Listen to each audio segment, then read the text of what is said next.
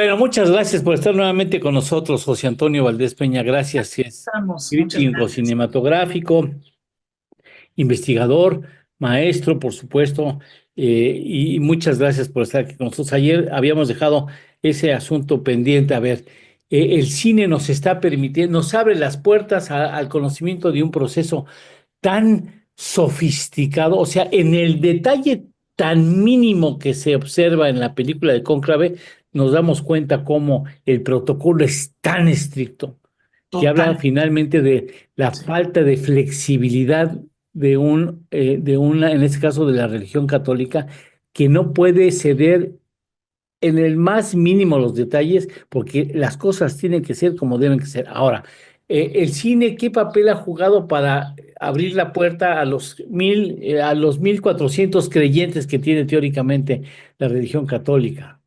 Bueno, mira, el cine ha abierto muchas puertas y sobre todo yo creo que el Vaticano ha hecho muy bien en ese sentido, en no expresar un malestar ni en algún momento algún acto abierto de condenar estas películas que hablan del tema. Porque finalmente hablar de la Iglesia Católica, hablar de la institución católica, hablar del Vaticano y de la figura del Santo Padre, siempre va a llevar una polémica implícita. ¿Sí? Es decir, el Papa Francisco fue uno de los papas que más tuvo relación con el cine. Hay un estupendo documental de Wim Wenders que se llama Francesco, un hombre de palabra, donde después de una larga entrevista que Wim Wenders le hizo al Santo Padre, pues de ahí viene todo un documental donde la palabra de Francisco y las imágenes de Wim Wenders logran un espectáculo verdaderamente fascinante. Pero bueno, eso es una película completamente de un cineasta que admira con enorme fervor a la figura del Papa Francisco y hace eso en su lugar.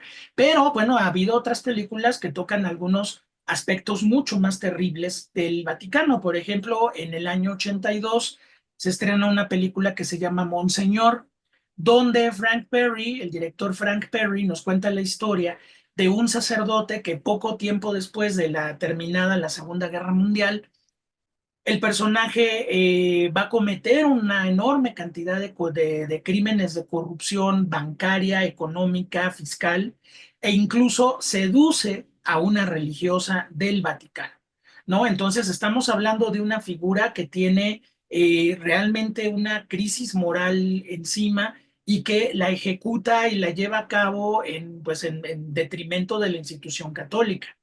Luego tenemos una película como Amén de Costa Gabras, donde se cuestiona de una forma muy particular cómo el Papa Pío XII y el Vaticano que le tocó en su momento no tienen reacción alguna ante el holocausto judío que está pasando enfrente de sus caras en plena Segunda Guerra Mundial.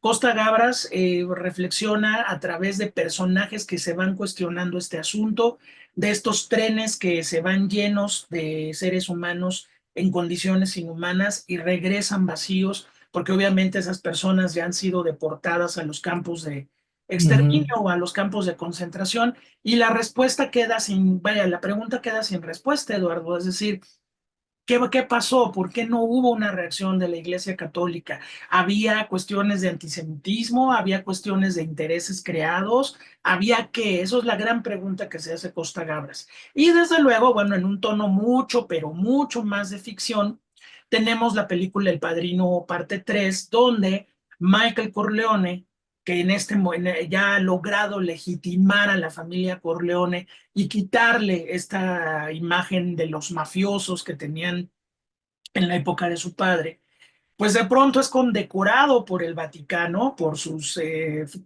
acciones altruistas, pero eso Ujú. lleva implícito un préstamo que un cardenal sumamente corrupto y terrible, que está coludido con gente igual de corrupta en el Banco del Vaticano, pide este préstamo a la familia Corleone será timada y luego pues ellos se volverán una figura detrás de un cardenal que será elegido como el Santo Padre y que en la realidad, porque eso es la ficción, vendría siendo la figura de Juan Pablo I, que también su muerte ocurrirá en condiciones sumamente misteriosas, ¿no? Entonces, Eduardo, ¿qué te digo con esto? Que bueno, finalmente la Iglesia Católica también ha tenido que asumir estas culpas, ha tenido que entender que el cine, aún filmando estos lados oscuros, finalmente acerca al público a la institución y de, bueno, del drama terrible de estos miles de niños y niñas que fueron abusados por diferentes Sí. representantes de la Iglesia Católica. Pues hay un documental extraordinario que se lo recomiendo a nuestro público que nos está viendo, que se llama Mea Máxima Culpa. Un documental ¿Sabes en qué mea, Max? Mea Máxima Culpa, donde se reúnen los testimonios de un puñado de hombres que ahora, siendo hombres maduros, con familias, denuncian los abusos sexuales de los que fueron víctimas por parte de sacerdotes católicos, pero hay un agravante, Eduardo, que estos hombres ahora, cuando sufrieron esos abusos, eran niños y niños con una discapacidad del habla. No podían hablar y fueron abusados sexualmente y ahora que son adultos se atreven a hablar con lenguaje de señas, se atreven a hablar a cámara denunciando esos horrores, ¿no? Entonces, mira, son luces y sombras como todo en esta vida y toda condición humana tiene la parte luminosa, tiene la parte sombría y terrible.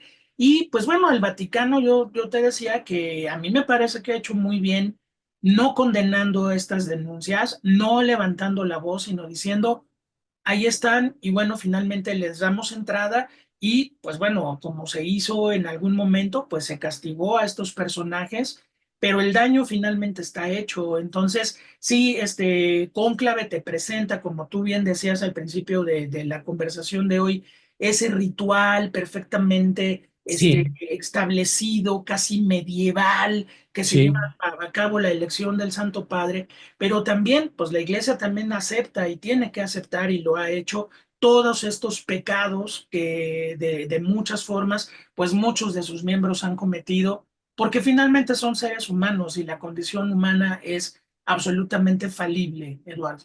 Y ya por último, José Antonio, a la luz de Cónclave, Sí, que nos ofrece una óptica, como tú bien dices, de una organización, de un organismo, de una institución viva que adopta voluntaria y respeta y procedimientos medievales, como tú bien lo señalas.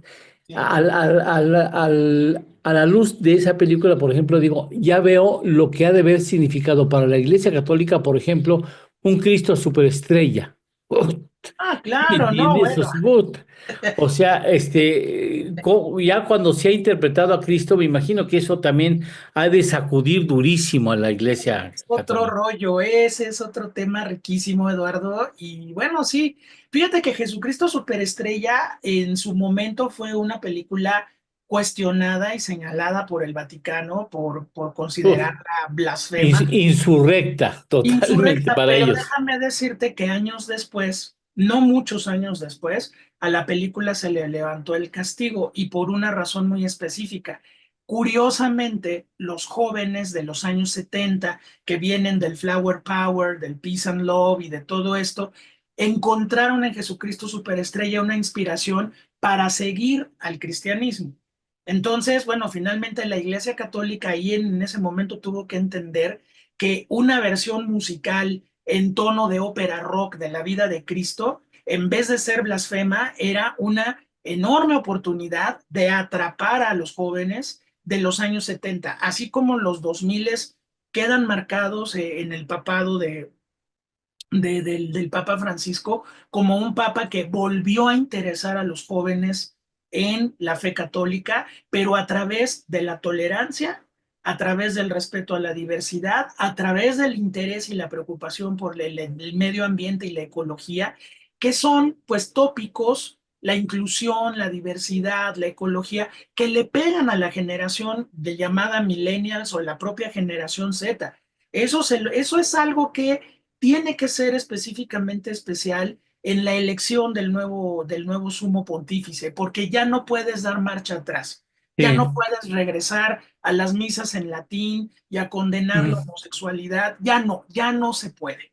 Ya el Papa Francisco abrió una brecha y el nuevo pontífice pues tendrá que sí. tener esa misma línea o va a perder muchísimo terreno en la iglesia que Jorge Bergoglio le ganó en sus años como Santo Padre.